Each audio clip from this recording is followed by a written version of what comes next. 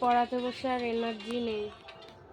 এই একজন আমি তো বাড়িতে থাকতে এসেছি গাইস, কিন্তু মেন ব্যাপার কি বলবো, এই সোনালি কি বলবো, আমি হলাম সোনালির হিরো অ্যান্ড সোনালি কি, সোনালি আমার কি, সোনালি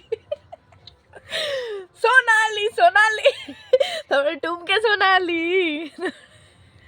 এই যে পড়ছে বাচ্চা, তার সামনেই আমরা যা করছি, মানে বাচ্চা মেয়েটা পর্যন্ত একদম সব ছড়িয়ে ছিটিয়ে। এই যে লিখতে, প্রজেক্ট লিখতে দিয়েছি সেটাও লেখেনি, বসে বসে ফোন ঘাটছে।